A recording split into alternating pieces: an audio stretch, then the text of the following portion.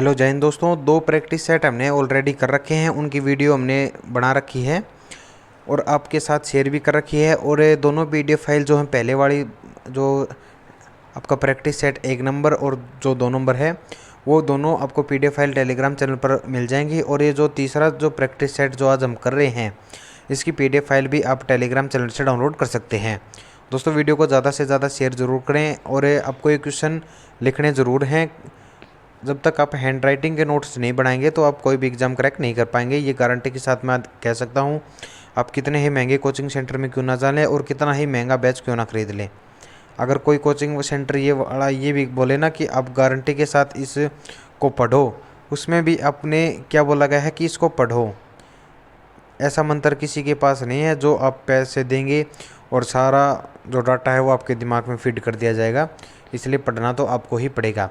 तो आज का जो तीसरा प्रैक्टिस सेट है वो भी हम कर रहे हैं और आपकी तैयारी तो लगभग हो चुकी होगी, क्योंकि आप काफ़ी लंबे समय से सीईटी की भी तैयारी कर रहे हैं और अन्य भर्तियों की भी आपने पीछे तैयारी की थी और उन काफ़ी पदों पर जो भर्ती थी वो रद्द भी कर दी गई थी, जिसमें मेन आपकी पटवारी, कैनाल पटवारी और ग्राम सचिव की थी। उसमें आपने हाई लेवल की तैयारी की होगी। तो दोस्तों तैयारी तो आपकी हो चुकी है, बार बार उसको पढ़ने से कुछ नहीं होगा। आपने प्रैक्टिस सेट जो है वो करने हैं। हर रोज़ के प्रैक्टिस सेट आप करोगे ना तो उससे क्या है कि आपकी तैयारी और भी अच्छी होगी और आपको ये पता लग सकेगा कि आपकी तैयारी कितनी है। बाकी आज का जो सेशन है इसको स्टार्ट कर रहे हैं। Haryana state cooperative apex bank HARCO की स्थापना कब की गई थी? तो बताइए दोस्तों, कब की गई थी इसकी स्थापना? दोस्तों इसका जो राइट आंसर है वो है आपका ए ऑप्शन, नवंबर 1966 में इसकी स्थापना जो है वो की गई थी। बाकी अगर आपने पहला सेट देखा है या फिर दूसरा सेट देखा है तो आपने कमेंट में ये भी बताया होगा कि कितने क्वेश्चन आपने सही किए हैं। उसी प्रकार से जो आज हम तीसरा सेट कर रहे हैं इसमें भी आपने ये बताना है लास्ट में कि कितने क्वेश्चन आपके सही पाए गए हैं।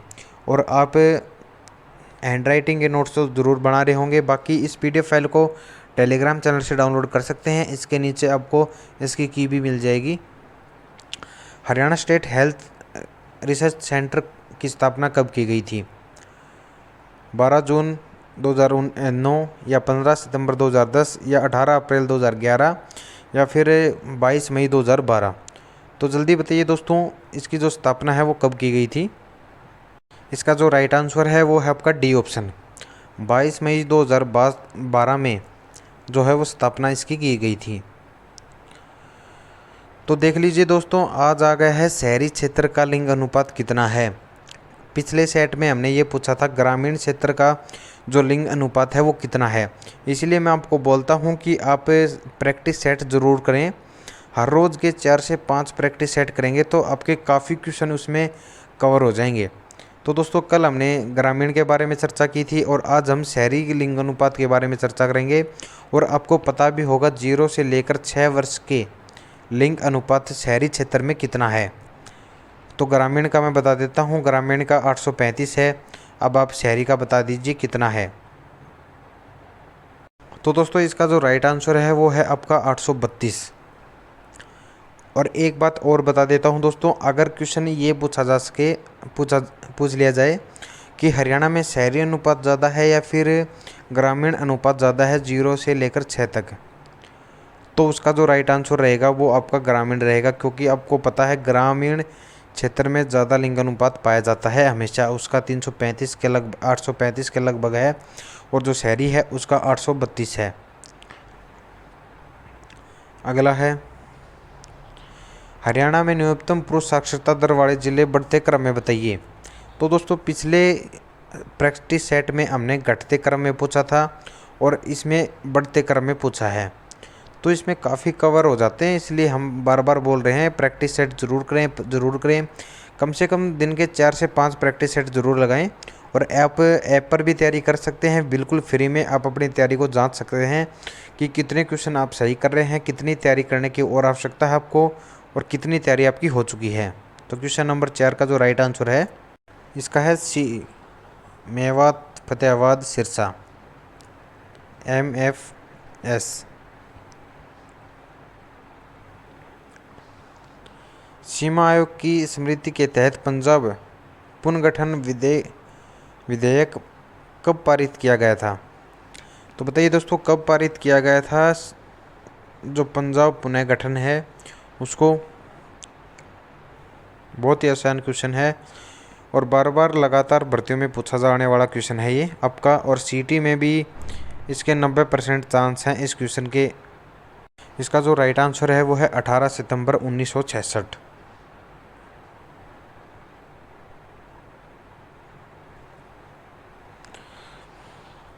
अगला है बंसीलाल हरियाणा के किस क्षेत्र से संबंध रखते थे?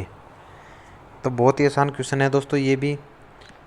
सांपला रोहतक या बेरी झज्जर नांगड़ रेवाड़ी या गोलकंड भिवानी?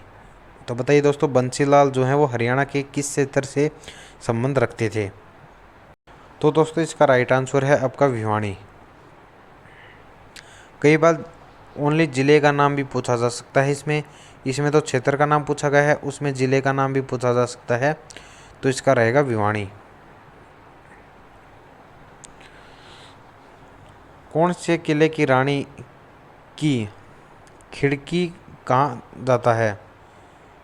तो बताइए दोस्तों, इसका राइट आंसर क्या रहेगा आपका? पहले तो आपने क्वेश्चन को समझना है कि पूछा क्या गया है। कौन से किले को रानी की खिड़की कहा जाता है? रानी की खिड़की कहा जाता है, ये पूछा गया है इस क्वेश्चन में। बाकी हमने कुछ हिंट भी दे रखी है आपको, फिर भी आप कमेंट बॉक्स में बता सकते हैं कि क्या है इसका राइट आंसर। तो दोस्तों इसका राइट आंसर है ए ऑप्शन।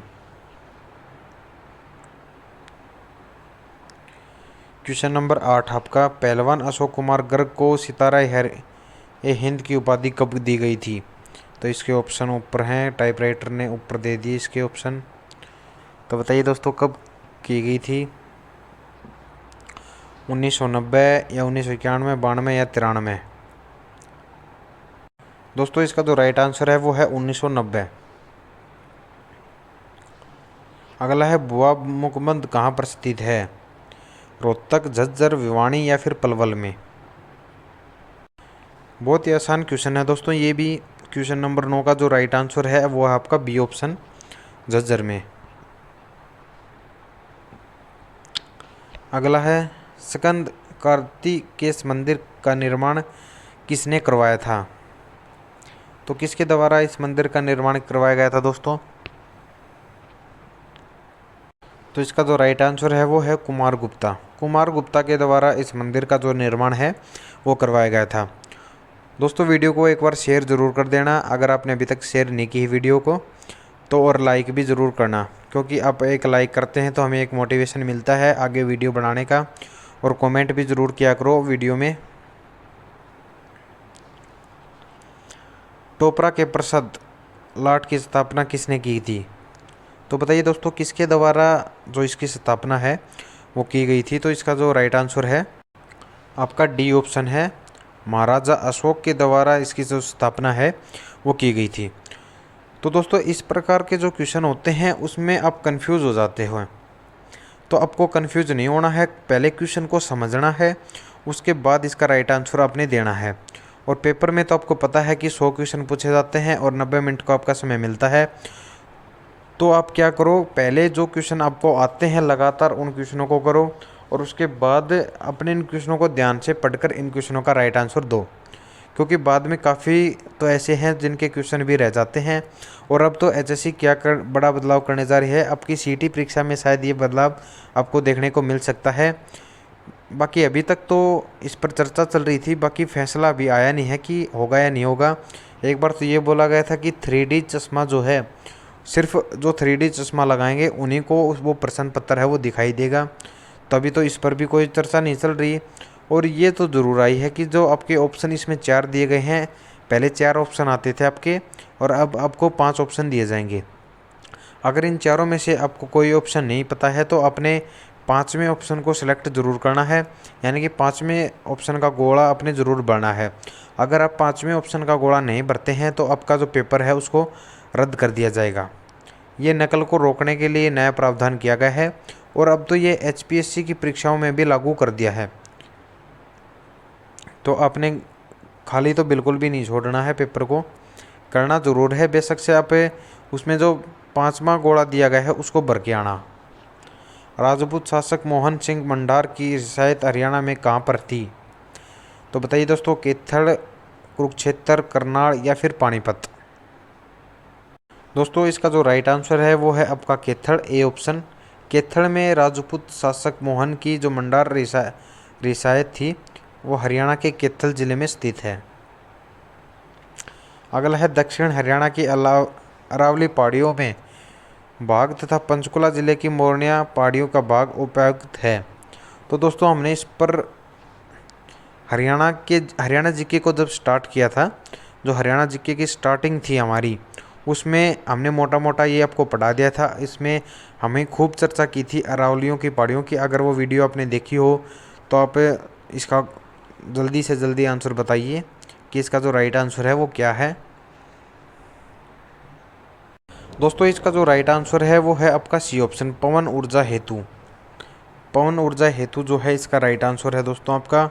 और ये इस प्रकार के क्वेश्चन जो है वो अक्सर परीक्षाओं में पूछे जाते हैं। तो आपने इस ऐसे क्वेश्चनों को याद करना है। और जो आंकड़े होते हैं किसी जनसंख्या के या फिर अन्य किसी के आंकड़े को, तो अपने बिल्कुल बहुत ही इंपॉर्टेंट होते हैं वो आंकड़े।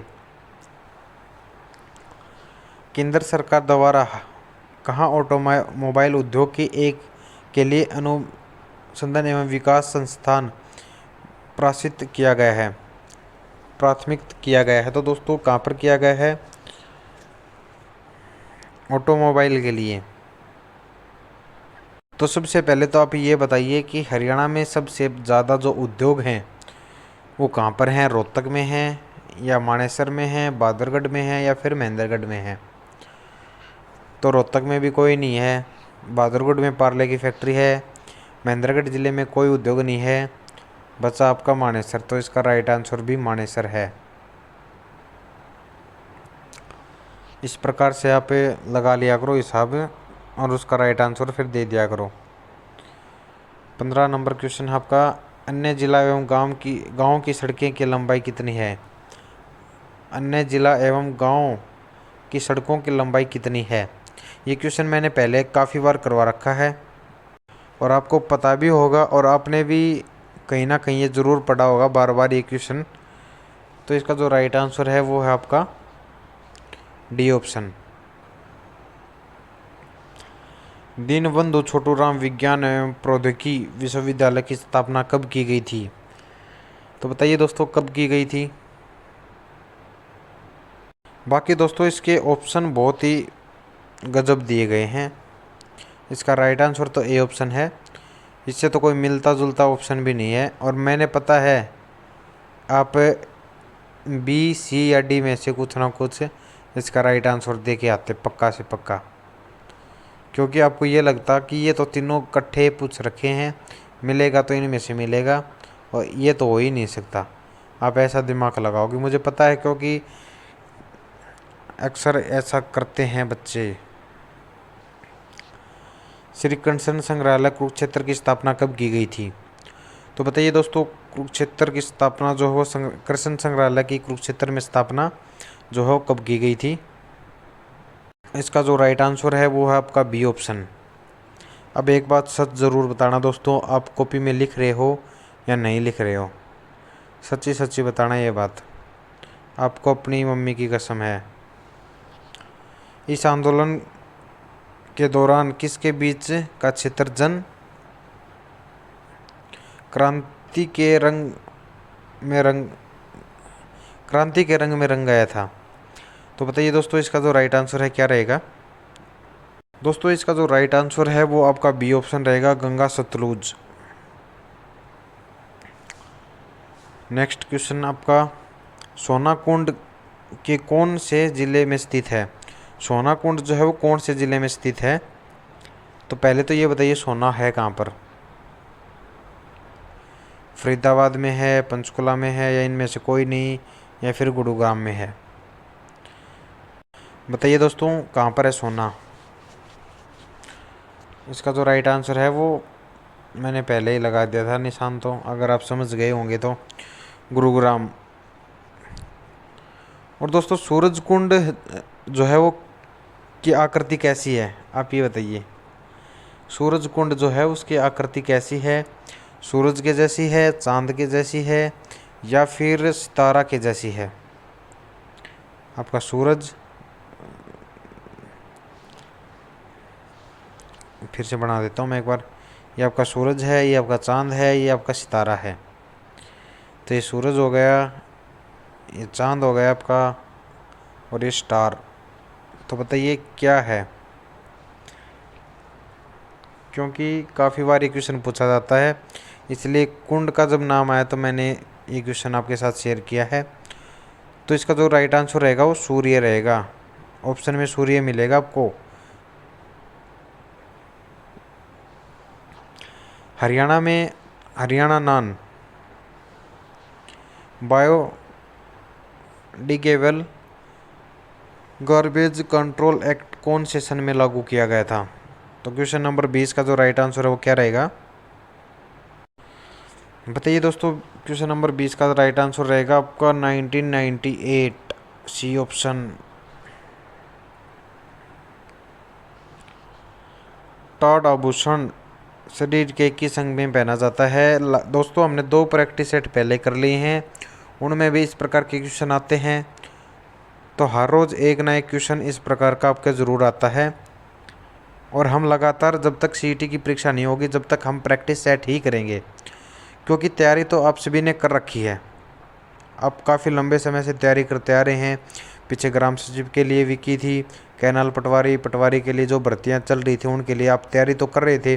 बाकी बार बार उन बुकों को रट्टे लगाने से कुछ फ़ायदा नहीं है जब तक आप प्रैक्टिस सेट नहीं करेंगे, क्योंकि उसमें तो पूरा एक बार अलग टॉपिक आ जाता है। कभी जनसंख्या के रिलेटेड आ जाता है, तो कभी आभूषणों के रिलेटेड, या फिर कभी कोई और टॉपिक होता है। तो वो एक पर्टिकुलर आपका टॉपिक हो जाता है कि आपको ये टॉपिक पढ़ना है। लेकिन प्रैक्टिस सेट में क्या होता है कि सभी टॉपिक से क्वेश्चन उठाए जाते हैं और आपसे क्वेश्चन पूछे जाते हैं। तो इसी का फ़ायदा है कि प्रैक्टिस सेट आपने ज़रूर करना चाहिए। और जो सीजीएल की तैयारी कर रहे हैं ना, उनसे पूछ के देख लेना वो दिन में कितने प्रैक्टिस सेट करते हैं। उतने प्रैक्टिस सेट तो आपसे कभी नहीं होंगे। मैं तो सिर्फ आपको 5 से 10 प्रैक्टिस सेट करने के लिए ही बोल रहा हूँ। और ये दोस्तों एक कंप्लीट हमारे पास से 3000 प्रैक्टिस सेट की ये कंप्लीट बुक है। ये आप PDF फाइल हमारे टेलीग्राम चैनल से डाउनलोड कर सकते हैं। इसका जो चार्ज है वो आपका ज़्यादा नहीं है, बहुत ही कम रुपए, 250 रुपये इसका चार्ज है। और इसमें 3000 प्रैक्टिस सेट आपको मिल जाएंगे। 3000 से भी ज़्यादा प्रैक्टिस सेट आपको इसमें मिल जाएंगे मात्र 250 रुपये में। और अगर आप इसकी मार्केट से बुक लेने चले जाएंगे ना प्रैक्टिस सेट की, तो कम से कम भी 500 से 700 रुपये की आपको बुक मिलेगी। और एक प्रैक्टिस सेट में 30 क्वेश्चन है आपको, और किसी किसी प्रैक्टिस सेट में तो 50 से 70 क्वेश्चन भी ऐड किए हुए हैं। और सिर्फ सीईटी के बेस के ऊपर ये प्रैक्टिस सेट तैयार किए गए हैं। और पिछली लगातार भर्तियों में जो क्वेश्चन पूछे जा रहे हैं वो क्वेश्चन आपको मिलेंगे, और करंट अफेयर के क्वेश्चन भी ऐड इसमें किए गए हैं। इसीलिए मात्र 250 रुपये में ये कंप्लीट 3000 प्रैक्टिस सेट की जो PDF है उसको डाउनलोड कर सकते हैं। तो बताइए दोस्तों, क्वेश्चन नंबर जो 21 है इसका राइट आंसर क्या रहेगा? दोस्तों ये जो आभूषण है टांड, ये हमारी बाजू में पहनने वाला आभूषण है। इसका B ऑप्शन राइट आंसर रहेगा। अगला है सैयद गुलाब एहसन शाह मैपी का जन्म कब हुआ था? तो बताइए कौन सी ईस्वी में उनका जन्म हुआ था? दोस्तों इसका जो राइट आंसर है वो है आपका C ऑप्शन, 1709 ईस्वी में उनका जन्म हुआ था। बुधो माता मेला कहाँ बढ़ता है?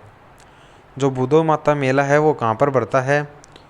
तो ज़िला का अगर नाम पूछा जाए कौन से ज़िले में बढ़ता है, तो आपने इसमें गुड़गांव सेलेक्ट करना है। और अगर कहाँ पर बढ़ता है वो पूछा जाए तो आपने इनमें से सिलेक्ट करना है। इसीलिए ब्रैकेट में गुड़गांव भी लिखा हुआ है। और इसका जो राइट आंसर है वो है आपका A ऑप्शन, मुबारकपुर।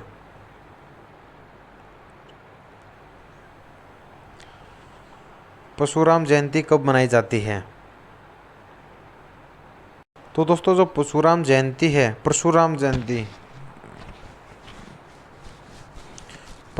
जो जयंती है वो आपकी बैसाख में बनाई जाती है। फरीदाबाद में अरावली गोल्फ कोर्स की स्थापना कब की गई थी?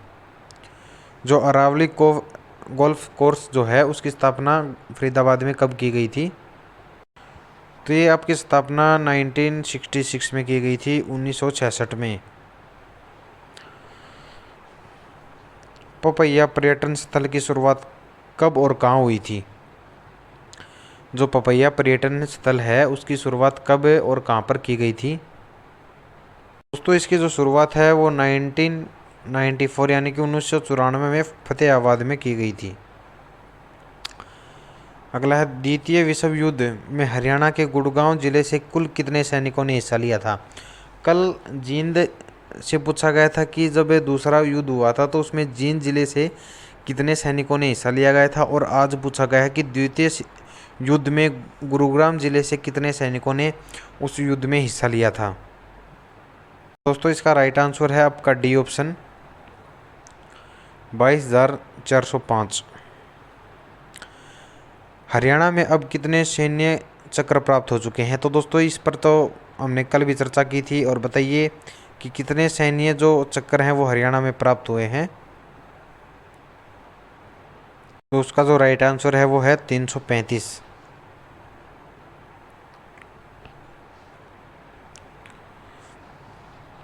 हर्ष एवं चालुक्य नरेश फुलकेशन के साथ युद्ध कब हुआ था? तो कब हुआ था दोस्तों उनका युद्ध? उनका राइट आंसर रहेगा आपका बी ऑप्शन। और शाह कुली खान ने नारनौल के प्रसिद्ध जल महल का निर्माण करवाया था। तो इसका निर्माण कब करवाया गया था दोस्तों? आज भी आप जल महल को देख सकते हैं। अगर आप नारनौल जिले से नारनौल शहर से हैं तो आपने जल महल देखा भी होगा। नारनौल में जल महल है, जो बीकेन पॉलिटेक्निकल है उसके साथ में ही जल महल है आपका। स्थापना है वो 1591 ईस्वी में की गई थी। तो इसका राइट आंसर है डी ऑप्शन। तो दोस्तों ये 30 क्वेश्चन आज हमने फिर किए हैं, और ये कंप्लीट सेट जो है हम लगातार रोज़ करेंगे जब तक सीईटी की परीक्षा नहीं हो जाती है। और ये 3000 जो है आपके प्रैक्टिस सेट की कंप्लीट PDF फाइल आपको मात्र 250 रुपये में मिल जाएगी। अगर आपको ये चाहिए तो आप कमेंट कर सकते हैं और टेलीग्राम चैनल से जुड़ सकते हैं। और बाकी हर रोज़ के जो सेट होते हैं वो हम टेलीग्राम चैनल पर शेयर करते हैं। दोस्तों आप इन 250 रुपये के नए देखकर आप हर रोज़ के 10 से 15 सेट भी लगाएंगे ना, जब जाकर आपके सीईटी को क्लियर कर पाएंगे, क्योंकि काफ़ी संख्या में सीईटी की परीक्षा देंगे लोग। देख लेना उस समय कितने कैंडिडेट जो हैं वो सीईटी के लिए रजिस्ट्रेशन कर चुके हैं, और अभी भी सीईटी के लिए तो रजिस्ट्रेशन चल रहे हैं। तो बहुत ही बड़ा कंपटीशन होने वाला है सीईटी परीक्षा को लेकर, और इसमें ग्रुप सी का अलग पेपर होगा और ग्रुप डी का आपका अलग पेपर होगा। ये भी आप कंफर्म कर लेना। और आप अपने आवेदन कर रखा है सीईटी के लिए, जो रजिस्ट्रेशन कर रखा है उसमें चेक कर लेना आपने सी के लिए किया है या फिर डी, या अपने इन दोनों के लिए किया है। तो ये भी एक बार चेक कर लेना। बाकी वीडियो यहाँ तक देखने के लिए आप सभी का धन्यवाद। इस प्रकार के हर रोज़ क्वेश्चन करने के लिए टेलीग्राम चैनल को ज्वाइन कर लें और यूट्यूब चैनल योगी स्मार्ट को सब्सक्राइब कर लें। जय हिंद, जय भारत दोस्तों।